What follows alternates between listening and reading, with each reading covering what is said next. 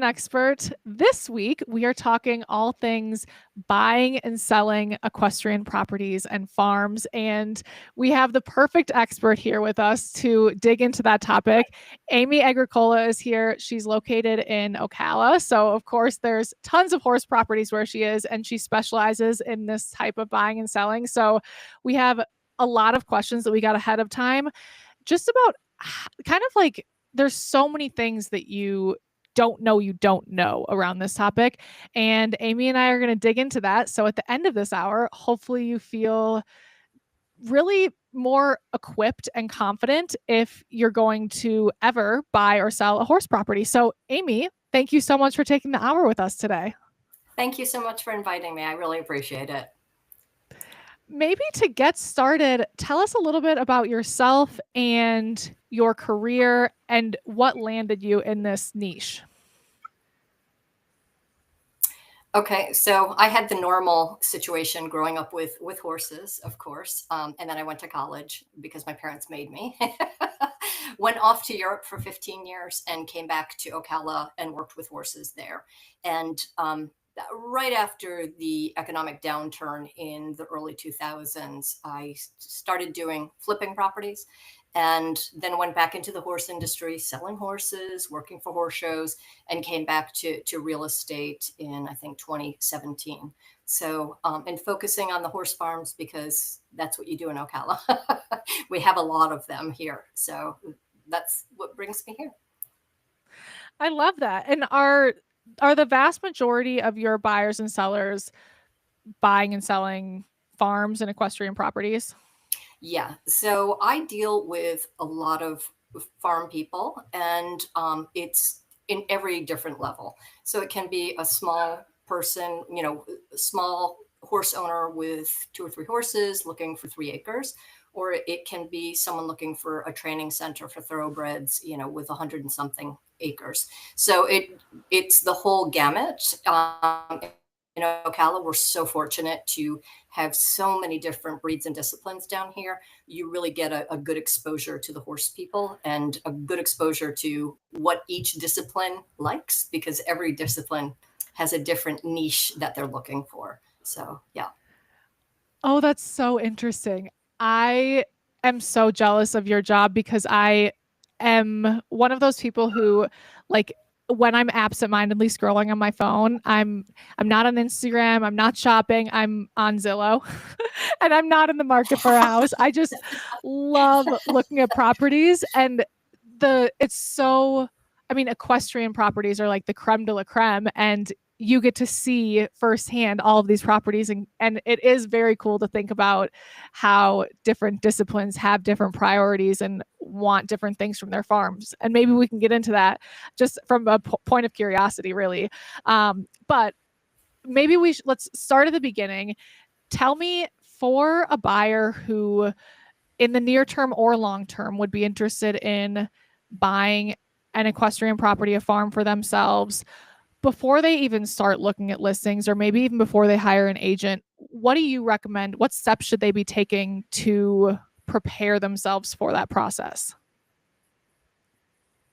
Well, ironically, and this isn't really horse related, but if you're going to be getting a mortgage or taking out a loan, that's actually your first step, is to go out and work with a mortgage broker and see where you're qualified, so you know how much you can spend and not spend. I mean, that is the first priority. And then it depends on, obviously, location, how many acres you're able to take care of, or are you going to have help who can help you take care of that? I think that's really important, because down in Ocala, at least a few years ago, properties were really inexpensive. So people are like, oh yeah, I'm going to buy 20 acres when they could really take care of 5. Because in our summers, you can blink your eyes and our grass grows. So my days off in the summertime are riding the mower to clean up the pastures for my horses who can't eat all the grass.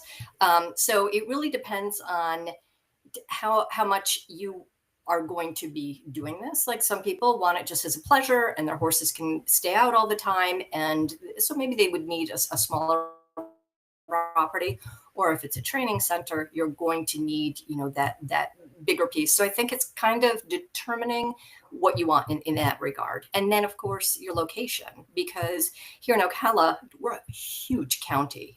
Marion County is the size of Rhode Island. So you can live everywhere, north, south, east, west. Trending right now in Ocala would be the northwest, the west of I-75. I live on the east side. I really like it there. So it depends. You have to kind of look at the different properties and see what you're looking for. So what you talk about with Zillow is really common, that people get addicted to Zillow and they're reading it every night. And in the morning, you'll have about 20 different properties that they want to go and see. Now, a lot of them aren't in their budget. And so therefore we're like, no, you can't have that. But, if the Zillow or another app is an excellent way to start, because it's educating and empowering. Yeah, just getting yourself educated so that you can come in as an empowered buyer and have a knowledge. And, that's something that I do all the time. If they don't have it, is educating people. Because I think you never know where you're going to land when you're moving somewhere. So it's best to educate on different locations and figure out what's going to fit your needs, I guess. That makes a lot of sense. I'm glad to hear that you're enabling my time spent on Zillow. That my time spent on Zillow is maybe someday will be time well spent. But it does actually make sense in terms of starting to get a feel for what like the pricing is like in different areas and what you could expect from a certain price point in different areas, and depending on the different features you want from a property. It has I can see why that would be helpful to start getting the lay of the land in that respect. It's interesting what you say about kind of understanding what you're capable of taking care of or what you want to take care of, and what different sizes of properties will demand. Like, you're going to have to hire people once you get to a certain point. For somebody who hasn't had a farm in the past, how do they get their head around what's within reason and at what point they need to start having employees? I know that's can be an individual question, but it sounds like you have a farm of your own, so you are a perfect person to kind of help people set expectations in that respect. Tell me, like, if I have these wide eyes for 20 acres, what you would tell me as a potential client, um, and how I can start having an understanding of matching the property I buy to the lifestyle that I want. Oh, and then another note, Amy, I'm hearing like some reverberation. It might be on your table or something, just with the microphone. I Mm-hmm. I don't know if it's like tapping or something, but just a note in case. I Okay. think that it will resolve, but I'll keep you posted on it. Okay. Sounds good. Good. Yeah. So I think in terms of determining what size property that you're going to have. I have a 10-acre property here in Ocala, and I just have two retirees right now. I'm so busy with work that I don't have a lot of time to ride. So I ride other people's horses, and then I just have the retirees here. So for this, I do a lot of the maintenance in terms of mowing and that sort of thing. But we do have a person that comes in to clean up after that, take care of the trees, take care of fencing, because we use wood fencing in Ocala pretty much. That's the dominant type of fencing here. And the boards come out. The horses like to pop them out. They like to eat them. They like to do all sorts of things. So that is a maintenance into itself. Do you have time to be cleaning the stalls of your horses, and how many horses are you going to have there? Then feeding, of course, at least twice a day. So if you're working full time and you have a really big job and you don't have a lot of time, sometimes not having a big place is better. And sometimes even boarding is better. You really have to determine, do you have the time to take care of this property? And that's something that I see quite a bit as people get older.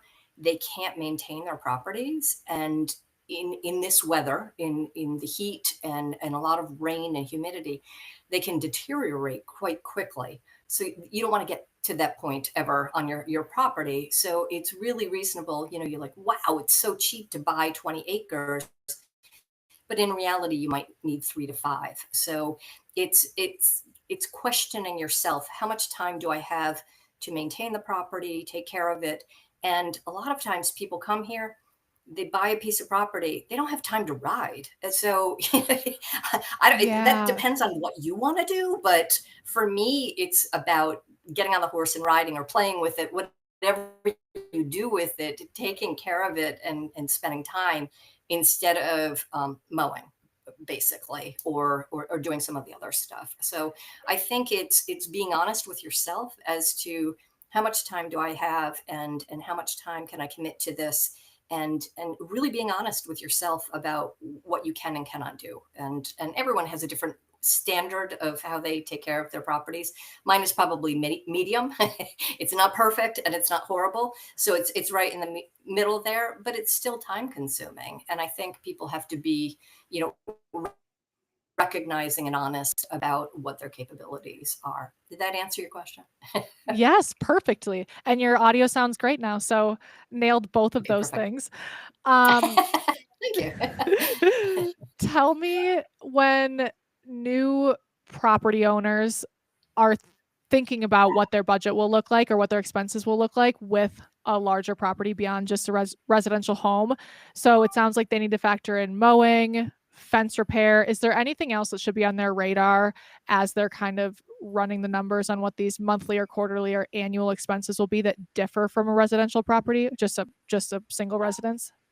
No, 100%. Because, okay, I'll use Ocala as an example because we have just gone through a major explosion of new farm buyers coming in.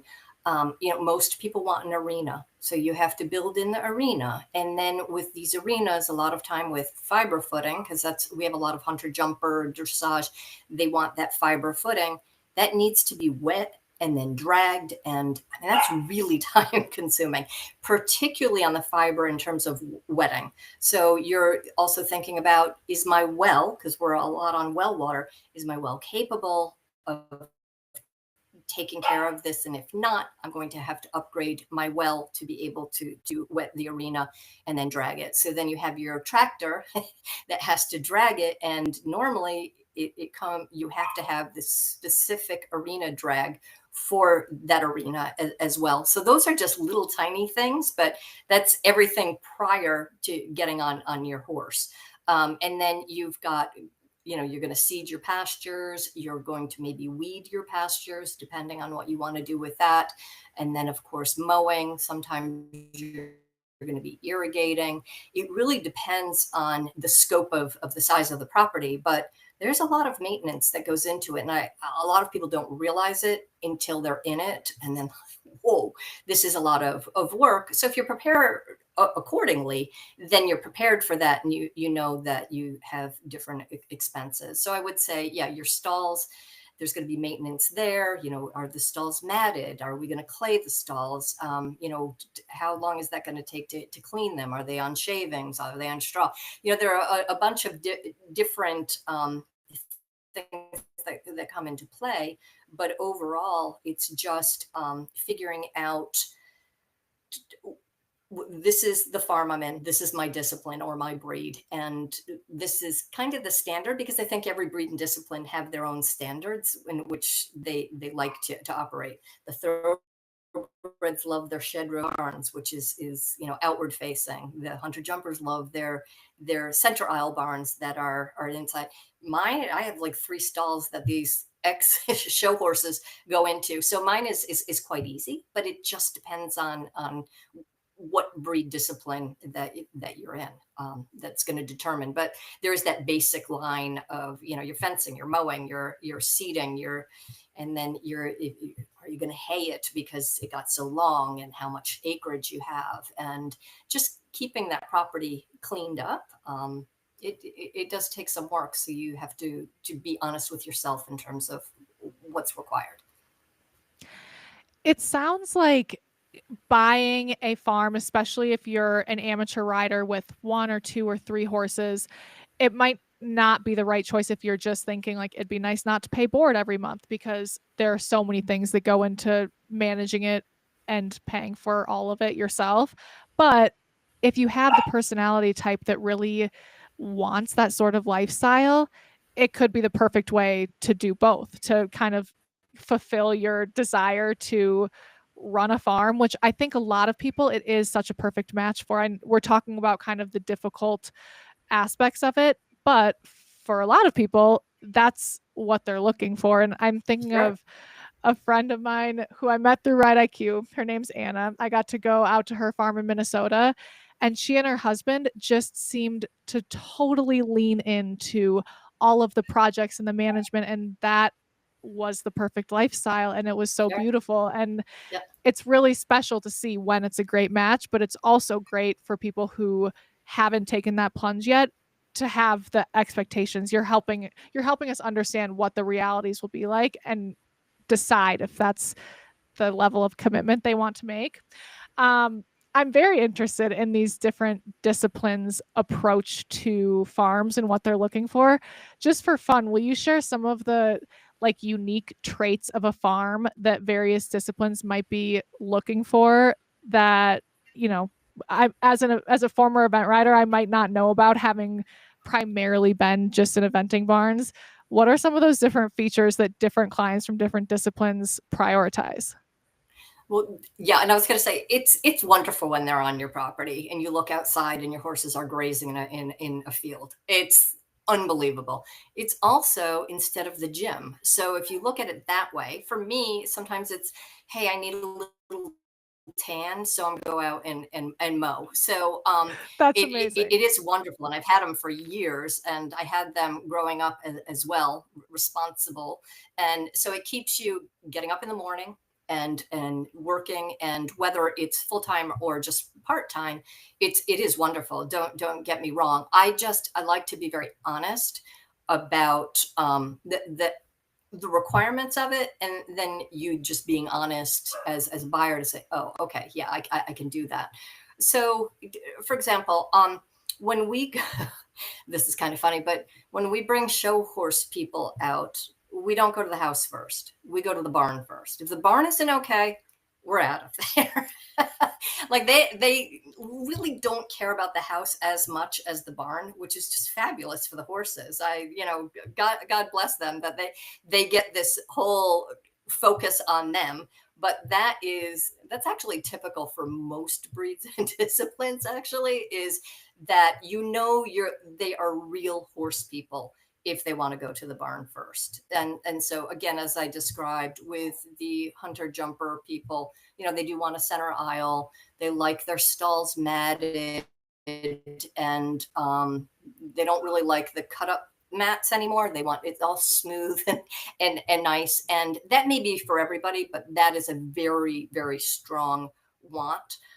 Also, the layout of a farm is absolutely critical. And so they're going to take a look at how far are my pastures or paddocks from the barn, because it's time, so that is really important. If you're just a sole person running an operation, you need to know bringing horses in, out, and then getting it to the arena as well. So where your arena is critically important. Is it very, very close to the barn? These little things, these idiosyncrasies are very, very important to a buyer, just in terms of time in a day, because they are hardworking. I'm sure you know that from the eventing barns. I mean, these people work really long hours every day. Like there's no day off for the horses, because the horses they need you to be there 24/7. So that is definitely something that they require. I'm trying to think of some of the idiosyncrasies, because the thoroughbred people, they do what's called a shed row. And the shed row is, a lot of times they'll have a barn where you can actually ride around the stalls. So they start the young horses that way. So the stalls will be out and they just ride around them at the beginning.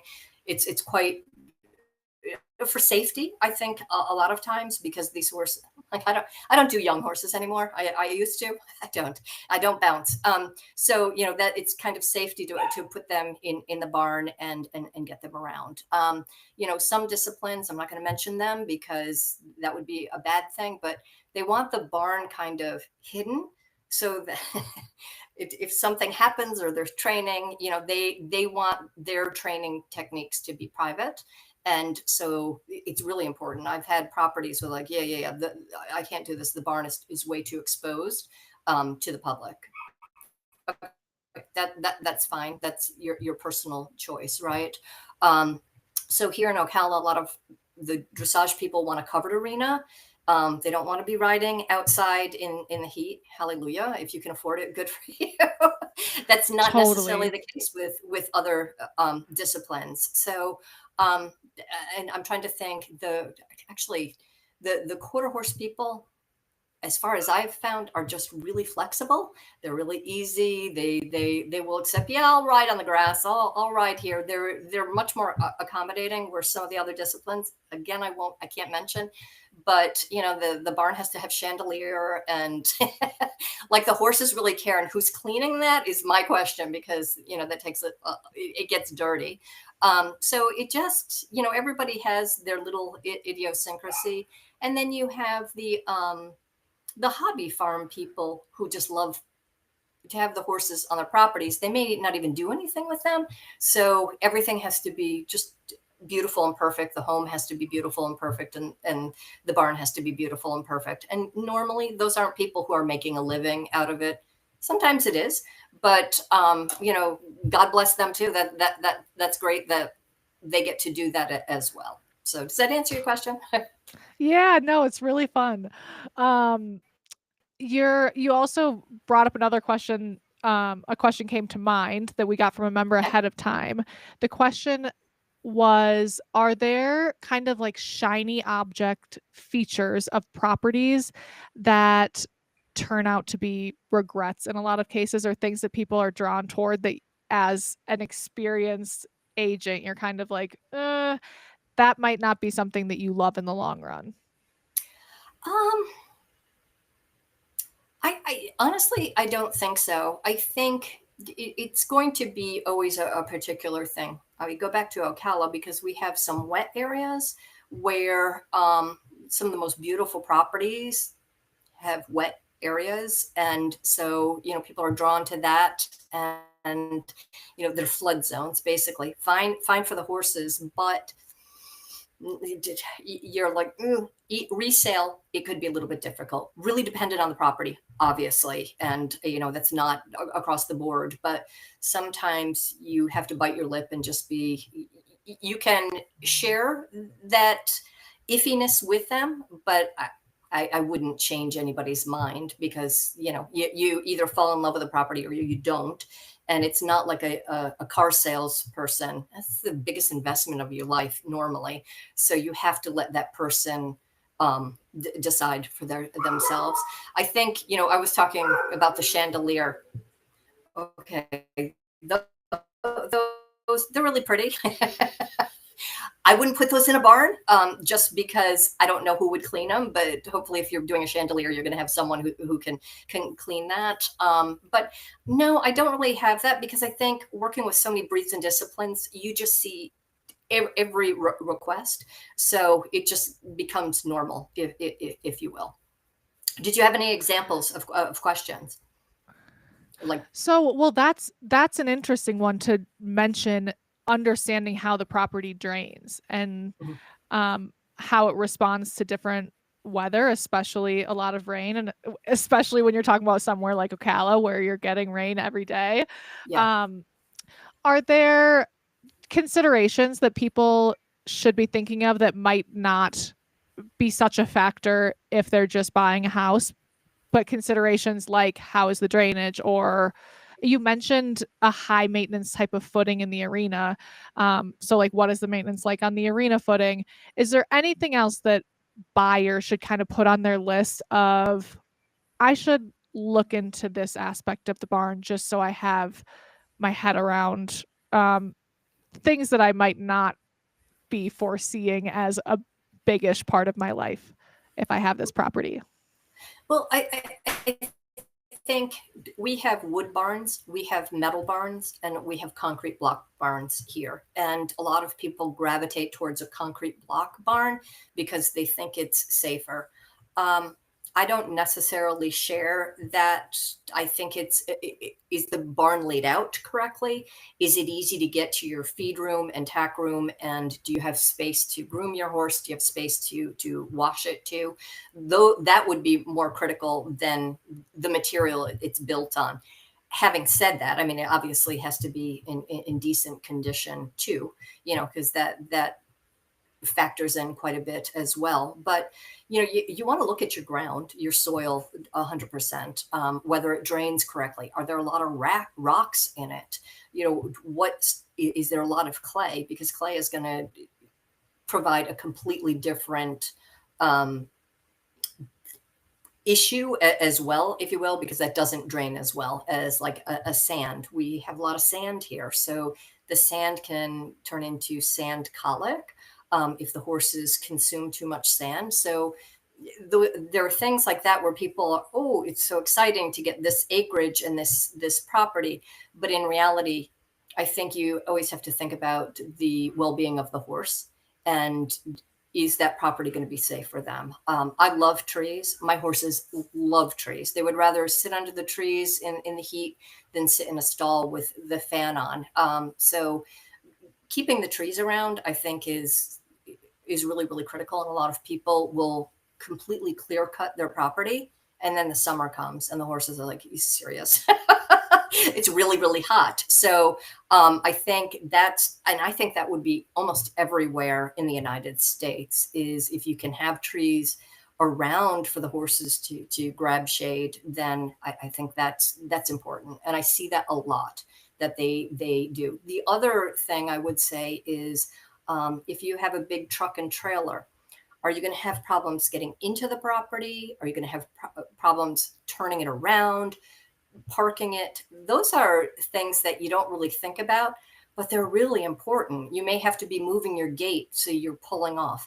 Are you on a busy road? Is it kind of scary to do that? These are considerations. Makes me nervous pulling off a road with a trailer behind me, because do people see it? Are they respectful of it? So there are those little things that you need to consider when you are looking at the property. Those are really good insights. And I loved your insight too about the proximity of paddocks to the barn, of the arena to the barn, because that becomes such an important element in your day-to-day life, and it's impacting how everything flows together in your schedule and timing of everything. For people who have properties right now, what are some of the upgrades that drive resale value in a impactful, positive way? Like if they were looking to invest in, let's say, like the house or the arena, or are there certain suggestions that you would make in terms of getting a lot of bang for their buck on the other side? Yeah, I think, for example, I was talking about my property. We just have a small 3-stall shed. If I were to sell it, I think I would want to put in like a 6-stall barn. That's kind of that average size barn, because that's going to upgrade the property. So if you're in a horsey area and you want to sell it as an equine property, I think it's wise to invest in a barn, not over the top, just nicely put together. If you don't have the funds, that's perfectly fine. That's understandable. But I see in our market, the properties that don't have a real barn don't sell half as quick. So here, turnkey properties sell super quick. So you've got your arena, and your arena doesn't have to have fiber footing. And you have to be kind of careful with that, again, with the breeds and disciplines, because everyone has a different requirement. So maybe you make it just a sand clay arena, and, as big as possible, I think is important, because you can always scale it down, but it's hard to scale it back up again. But these are expenditures that if you don't have the funds, okay, don't do them. These are just suggestions. Hey, I want to sell my horse property and I'm in a horse area and I think I can do well. House wise, it is the standard stuff.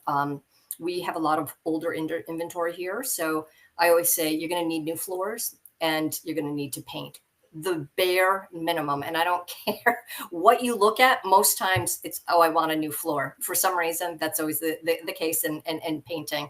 And then look at, your upgrades on your bathroom and your kitchen. Those would be the things that if you were going to put it on the market, that would be it. And then your barn, obviously, you make it as livable as possible for the horses. And sometimes you find people aren't necessarily safety conscious, but things just putting it together so that there's not junk around. The old garbage is gone and out of there, wires, all of that stuff, anything that could hurt a horse. But people's eyes grab towards those things. So, remove them and get them out of the way and just make it, as presentable as possible. I think I don't encourage people to spend money to sell necessarily, but I do think that just keeping it super neat and tidy and functional is probably the way to go in this market. That's super interesting. And when you were talking about making it turnkey, including for the horses, that makes a lot of sense. Like if you're going to appeal to a lot more buyers, like in your case, having the 6 stall barn or having the arena makes it an easier yes. That makes a lot of sense. And it also makes sense that you went right to like the barn and the arena because you said a lot of the serious horse buyers do the same thing. They go right to the barn or the arena. And Um, another thing I was just thinking while you were talking is, we just painted our fences. We have wood mm, fencing here, and Ocala, it's black fencing. So we painted that. Man, it makes a huge difference. It looks fantastic. So you want to have your fencing in good order. Doesn't mean replacing it. It just means if you have downed boards or down wire, just cleaning everything up so it presents well to the eye. yeah, that can go such a long way. As a Zillow expert myself, I Exactly. it makes a big difference. That little effort, um, not little effort, but that amount of Yeah, it effort for is. something that's a really big sale, it goes a long way.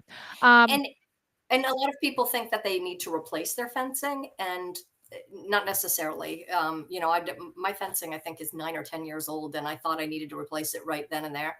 And one part of it is it's really ugly wire. It's fantastic, and it has stayed up, and it's really strong. So leave it if it does work. But you want to have nails. Boards nailed in and posts that are standing straight up, not leaning and stuff like that. yeah, okay, cool. We may have completely touched on this topic, but I want to open the door in case anything else comes to mind. Are Sure. there any red flags when you see a property that maybe like if you put yourself in the buyer's shoes, you'd be like, this is a no? Like you mentioned, being on a busy street can be just not a pleasant part of your life if you're, especially if you're hauling a lot. Are there any other elements of a property that in general are a red flag for you personally? For me personally, yeah, I mean, honestly, it would be, and I've just seen quite a few of them recently, just for the budget that I'm working with, just a mess, Mm, like, ooh, how much work is this going to be? And, looking at stalls, they're 10 by 10. The horses that I usually sell to need a stall 12 by 12. To reconfigure is an investment right then and there. So it's kind of these minor things, but they're scary because if you have to reconfigure an entire barn of stalls, if it's not concrete block and you've got wood, reconfiguring is not inexpensive. Yeah. So that would be one thing. Another red flag is if I have people on a limited budget and we're pushing to the edge and the fencing needs to be either new fencing needs to be put in or it needs to be replaced right now, post COVID. Oh my gosh, it's really, really, really expensive. So I can see it's like a dollar sign to my face right then and there. Ooh, this is a red flag for this particular buyer. Some don't care, some have the budget, but those two are something where everything could look okay. Land could be gorgeous, right? But if it needs to be fenced it's going to be several, at least, let's say $50,000, but that's $50,000 you're paying in cash most of the time, right? So it's not part of your purchase price. So those two are really major red flags. Yes, the busy roads can be fantastic, because if you're in a sales business, to have people driving by is great. A really ruddy dirt road with trees and stuff like that, or just a long dirt road, fantastic to be able to go and ride your horses out on. But if you're driving back and forth with a truck and trailer all the time, you might reconsider that, and want to be on an asphalt road, or something a little bit um, like that. So I think those are the main ones. I think it's just looking at something and seeing how much work is required, and if you can afford to do that. I bought a house once. It was the money pit. I couldn't do anything nice to it, because everything kept breaking, and then the roof would need to be replaced, and the air conditioning, and so it wasn't a fun experience. I did get out of there clean. I didn't make any money, but fabulous, huge house and a really nice barn. But it just needed so much that I couldn't see visually when I was there, that I got myself into a situation. So I'm always a little bit cautious about that. Um, Drives, the distance to where you want to go. Do you want to go on a highway? Do you want to go to, an event facility close by? How long is that drive? Am I going through traffic? Am I going through lots of lights and stuff like that? It's just, it becomes time consuming, and there might be a better place to to be for that. I For me, when I moved here, I needed to be near good schools, so it was a real challenge for me to find a farm that was close to decent schools, which I found the big house for. So when the kids were done, I was done too. But it's things like that you are a person, you're living there, and your horses are living there too, but you have to think about what you need and what's going to make it as easy for you as well. Totally. And this conversation is helpful because I can see it even before you start looking at specific properties. I could see how it would be helpful to start getting real clear with yourself about like what your appetite is for work that needs to be done. Like are you okay with a $50,000 fence job, or do you need to be like pretty much all in once you buy the house and have things set where they need to be, and like and deciding what these important factors are, proximity or schools or whatever it is, or a road to ride on or a road to get you places. It's feels like it would be productive to spend the time doing that so that you don't start convincing yourself a property's perfect for you when it really isn't checking all the boxes that you should have laid out. Out of curiosity, on the fencing thing getting more expensive, is that because lumber prices are up, or because the price of the work, like the service workers, has gone up? I think it's a combination of both, but it's the price of lumber, and it went up significantly post COVID, and it has not come down. So that is one thing, and I will say, a lot of people don't like properties that require work. They think they're, oh yeah, I'll do the work, and then they see it and they're like, yeah, no, this is way too much. Okay, well, you should have been honest and just said, no, I don't want this. I need more turnkey. Sometimes budget doesn't allow you to do it. So if that's the case, then either scale back to perfection, or recognize, what, I'm going to have to do this work, and it's okay, because it it's for my horses, and it's for my happiness, and I'll go ahead and do it. So I think it obviously it depends on the person, but a lot of times when I first meet buyers, I start sending them properties. I want to know what they're looking for and what they like, because they'll tell me one thing, I'll send them something else, and they keep going towards the pretty perfect property. So it's like, Mhm. okay, you keep going towards this. I think this is what you want, versus looking at maybe the lowest priced one, and this needs, but I think I can do that. So I like to do that. That is my education time, is just, I call it, I play tennis with you. You send me this, I'll send you back something that kind of mirrors that. Do we like this? And then we go out and drive, and almost literally it's none of those. So it's usually the latest property on the market that they select, or maybe not. But what's on Zillow and those pictures, they do a really good job with pictures, but a lot of times they don't do reality, if that makes sense. So looking at it in person is critical, but at least a person starts getting an idea of what they're actually looking for versus a picture perfect idea that's in their mind. Interesting. So you're finding that people, as much as they try to get their head around what they want, it's not necessarily always rooted in reality once they're seeing the properties. Correct. Okay. 100%. Yeah, and It's about we 9 can't out of trust 10. Zillow. Amazing. Yeah, That's no, so interesting. but look at it. I mean, Zillow is a scrolling tool, right? So you can Mhm. scroll and do, and you're scrolling through pictures and you find things, brand new floors and a brand new kitchen. It's always going to get people because it's beautiful.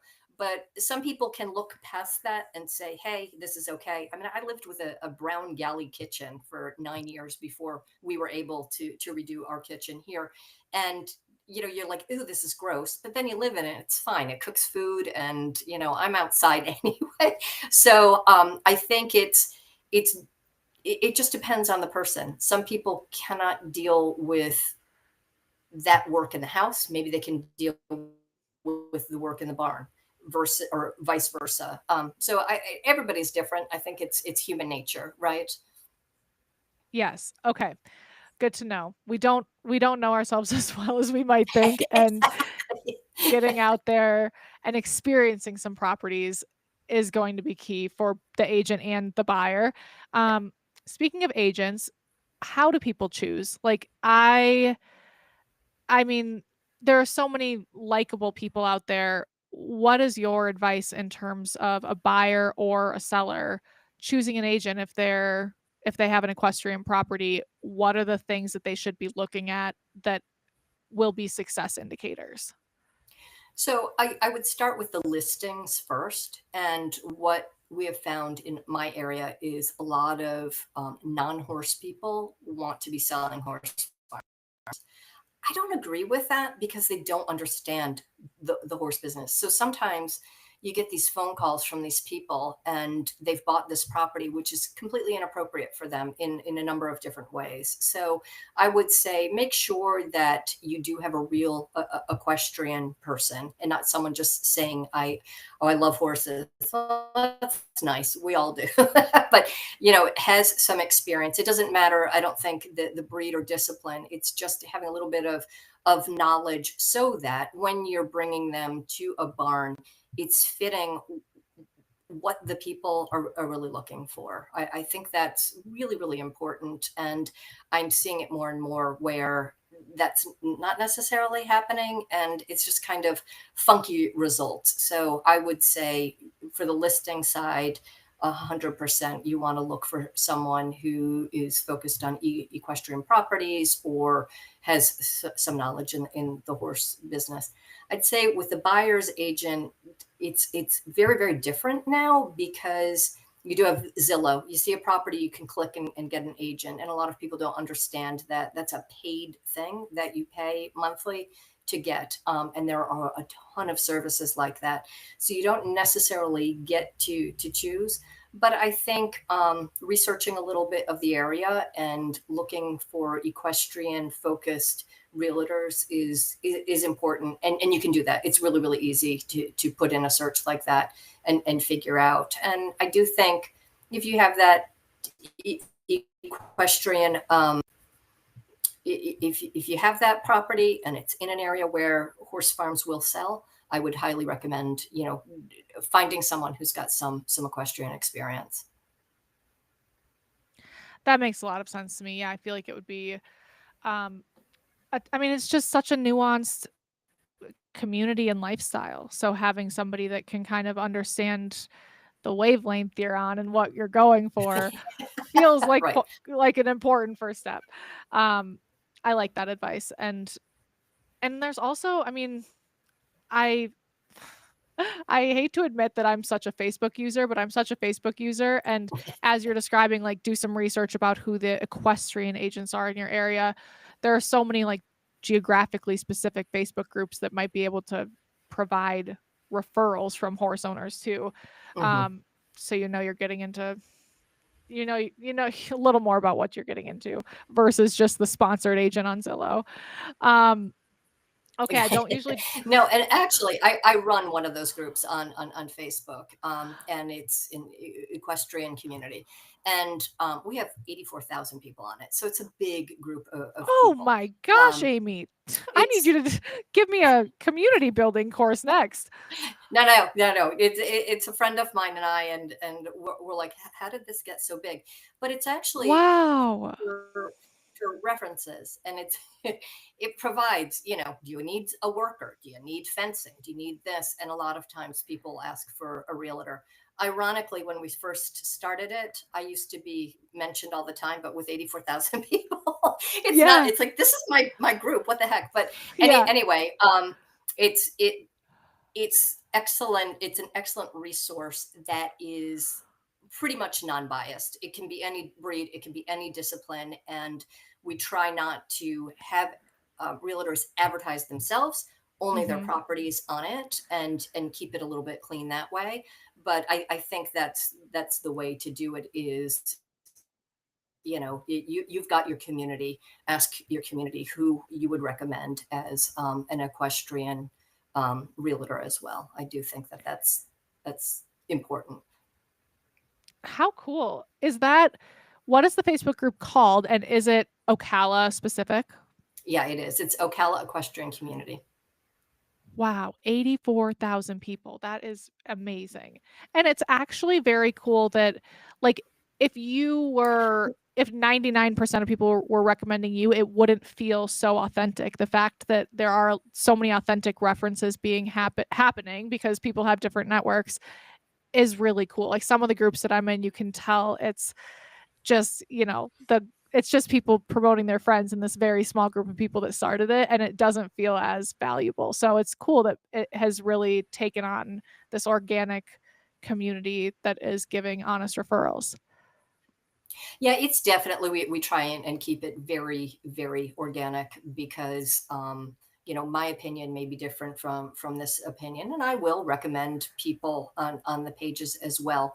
Not Mhm. realtors, of course, Yeah. but but still, you get scams on there. So we can't say it's completely clean in that regards, but it's, at least you have a reference. And actually, a lot of the realtors in town will refer people to this page if they've just moved in there. Me, I just, and that's another thing with a realtor. My relationship with my clients is way past closing on the property. I was just out at a client last week looking at some of the work she did, mostly from people that I recommended. And I recommend sources that are good and fair and very professional. And there's nothing for me. It only helps the client when they're moving forward. So I think that, yeah, these communities, and there are a ton of them, they're all over the place in terms of Florida, and they're everywhere. They're Virginia, everywhere. So you can jump in and do that as well. And I think get some more authentic referrals that way. Yeah. That's actually really cool too, thinking about like first time farm buyers and them choosing an agent, having an agent like you with a network to provide some support to get them on their feet and help them with the additional services they need to hire for that they might not be as familiar with. That feels like a huge perk and a differentiator. Well, it for me, it's customer service. I Mm. had a previous career in telecommunications when I was younger, and was drilled on customer service and taking care of people. But I'm not going to leave you behind at the beginning. And it's a big undertaking to buy a farm, whether it's 2 acres or 25, it doesn't matter. It's still a big undertaking.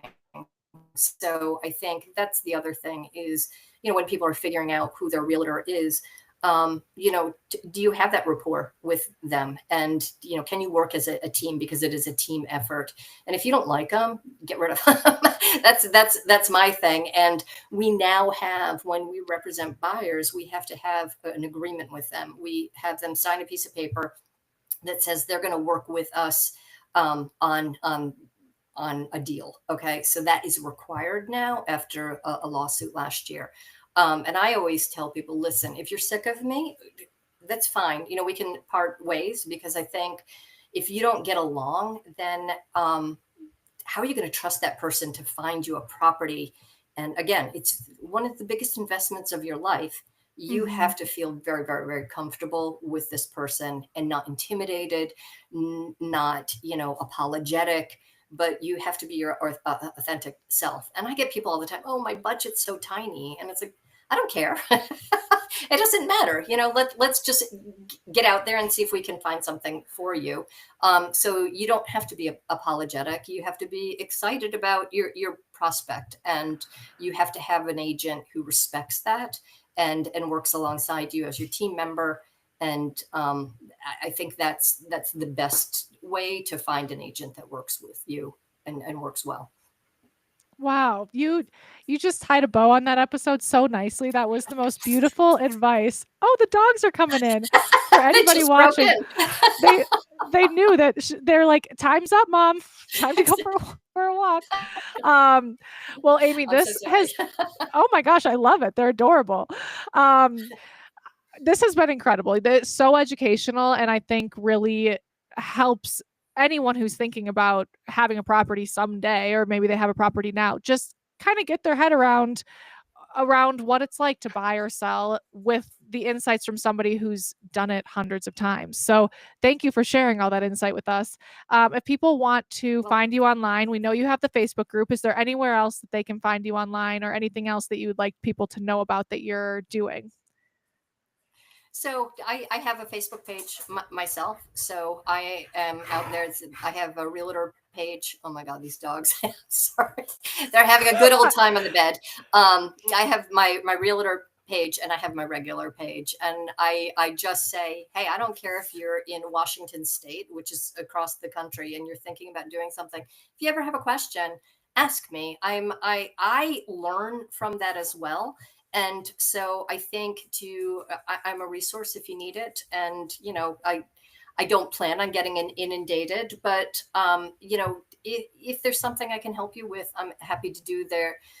Absolutely no obligation whatsoever for anything in the future. But if I can help you, I'm here for that. That is such a nice invitation. Well, wonderful. Thank you so much, Amy. It was such a treat to get to know you and hear all about, everything that you know. So thank you again, and thank you to everyone for tuning in, and we'll